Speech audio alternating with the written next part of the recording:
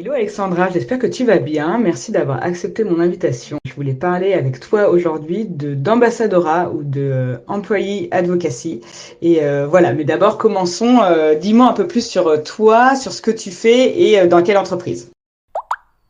Bonjour Inès, écoute, ravie d'être avec toi aussi. Je suis Alexandra Dubec et je suis responsable marque employeur pour Cofidis France. Cofidis France, c'est le vaisseau amiral, la marque historique de Cofidis Group. Et en 1982, et aujourd'hui, on est 1600 collaborateurs sur le campus de Cofidis Group. On est tous à Villeneuve-d'Ascq, dans le nord de la France. Pour te refaire un peu mon parcours, je suis arrivée il y a plus de 5 ans chez Cofidis pour créer, structurer et déployer la marque employeur. Que là, il y avait effectivement une communication opérationnelle de recrutement qui visait à aller cibler les candidats qui nous intéressaient, mais on a voulu accélérer, notamment parce que le bassin d'emploi est concurrentiel, mais aussi pour structurer le discours de marque employeur et un peu plus globalement corporate. Parce que finalement, moi, le rapport d'étonnement quand je suis arrivée, c'est qu'il existait déjà plein de choses. Finalement, les preuves étaient toutes là, qu'il fallait juste structurer le discours. Et c'est vrai que quand on parle d'advocacy ou d'ambassadora, bah, tout était là, tout le terreau était en place.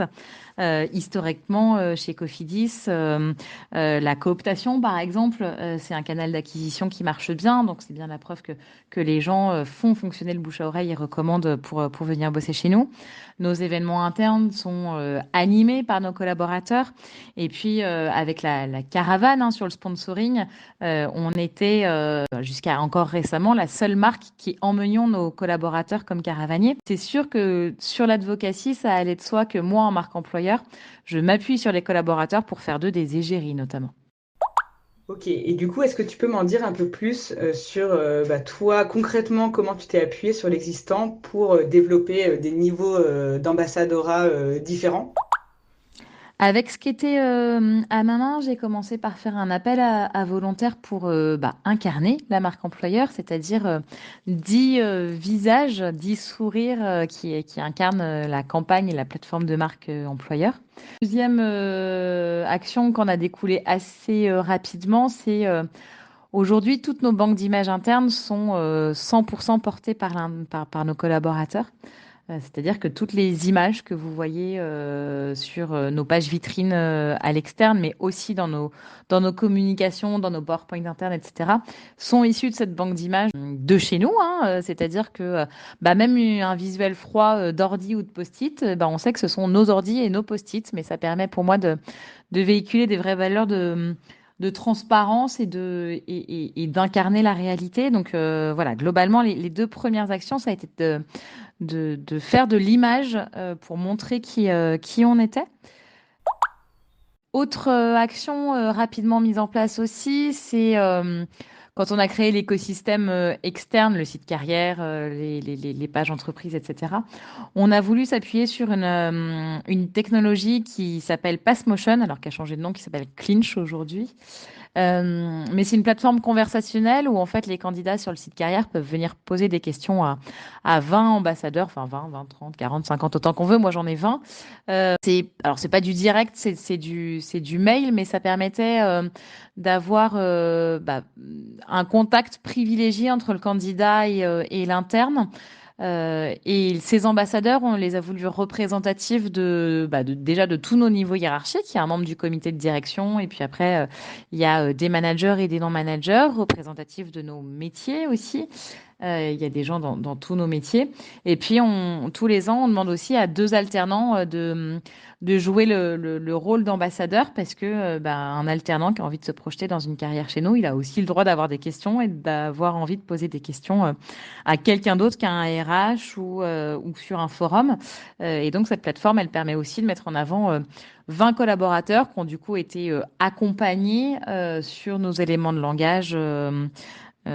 Voilà. Et puis, en 5 ans, on évolue, on va de plus en plus loin dans l'approche. Sur les réseaux sociaux que porte le marketing aujourd'hui, il y a tout un axe Cofidis Inside qui est aussi là alimenté par les collaborateurs. Et en 2023, on se lance dans une démarche, alors je peux rien en dire parce qu'on la lance là concrètement en septembre, mais où on a envie de faire de nos collaborateurs des micro-influenceurs parce que finalement on a plein de choses qui se passent chez nous et au-delà de montrer qui on est en tant qu'employeur, on veut montrer qui on est en tant qu'entreprise. Et donc, chacun peut être à même demain de dire qu'il se sent bien chez lui par son métier, par un projet qui lui tient à cœur, par parfois le temps associatif que nos collaborateurs ont le droit de prendre sur leur temps de travail pour aller aider des associations ou encore sur les collaborateurs qui sont sensibilisés à la fresque du climat et qui donc deviennent ben voilà, acculturés aussi à ces sujets de transition écologique et qui peuvent porter la bonne parole sur tous ces sujets-là. Ok, merci, c'est très clair. Et tu me parlais tout à l'heure de caravane sur le Tour de France. Du coup, donc vous êtes une des seules marques à faire venir vos collaborateurs sur le Tour. Qu'est-ce que ça leur apporte à eux, selon toi? Bah, j'espère que ça leur apporte beaucoup de fun et beaucoup de plaisir. Je pense que vivre l'expérience du Tour de France où tu es voilà, sur la caravane une semaine dans ta vie à distribuer des sourires, des petits goodies et à recevoir que des applaudissements, des gens qui t'acclament parce que le passage de la caravane publicitaire, c'est toujours un des plus gros événements sur les bords de route en France.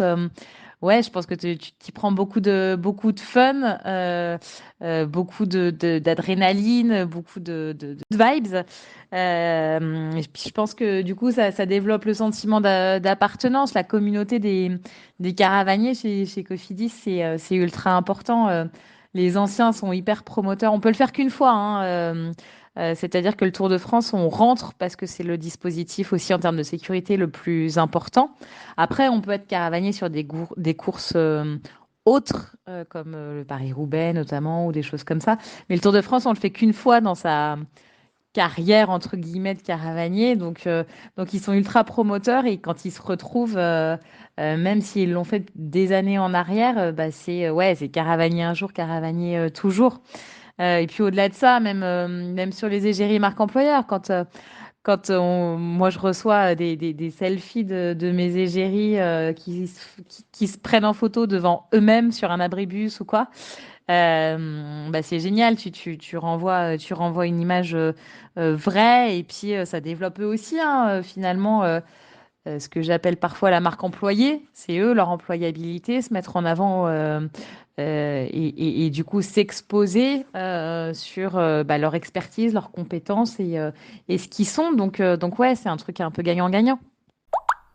Et est-ce que tu peux nous donner quelques chiffres à la fois sur la notoriété et puis sur le côté canal d'acquisition qu'a toutes ces actions que tu as déployées pour l'ambassadeur? La mesure, elle va se faire surtout par sujet. Tu vois, moi, sur la communauté des ambassadeurs marque employeur, j'ai effectivement une petite soixantaine de personnes entre les plateformes dont on parlait, ceux qui se mobilisent sur les shootings métiers, etc. Mais il y a aussi 23 fresqueurs, des collabs qui se sont formés pour le déploiement de la fresque. Il y a une centaine de caravaniers, on parlait des caravaniers. Il y a une quinzaine de personnes qui sont mobilisées dans la communauté inclusion pour faire vivre les sujets de diversité, handicap, LGBT, seniors alternants, etc. Donc ça vit chez nous par communauté. Mais c'est bien ce qui fait la force aussi. Et c'est pour ça qu'on se lance dans cette démarche un peu d'influence collaborateur. C'est que on ne peut pas demander à nos 1600 collaborateurs d'être tous promoteurs de Cofidis en tant qu'employeur, mais chacun à son niveau a quelque chose à dire sur Cofidis, que ce soit sur la qualité de vie au travail, sur la convivialité, sur notre manière de faire le job, sur la manière d'accompagner les clients, etc. Et donc, c'est cette caisse de résonance-là qu'on veut exploiter et sur laquelle s'appuyer parce que sur les derniers chiffres de l'étude de notoriété qu'on a fait, sur le bassin régional d'emploi, dans le Nord, le bouche à oreille, c'est là où les gens se renseignent le plus. Et ça tombe bien parce que c'est aussi nous là où ils connaissent le plus Cofidis. Donc finalement, la boucle est bouclée en se disant que on a un potentiel de 1600 micro-influenceurs qui peuvent valoriser l'entreprise, valoriser la manière dont on fait notre métier, nous aider à casser les préjugés qu'on peut avoir sur le crédit à la conso aussi au sens large. Donc voilà, c'est des métriques qui nous font dire que de toute façon, c'est notre premier canal d'acquisition recrutement, c'est aussi notre premier canal de com en fait finalement. Donc c'est ultra important de l'exploiter. Et au global, je conclurai sur le fait que ça rentre aussi dans la culture de Cofidis, la culture de la confiance finalement, de se dire ben vas-y, en fait, tu es le mieux placé pour y aller, donc vas-y. Trop bien. Merci beaucoup, Alexandra, et puis à bientôt.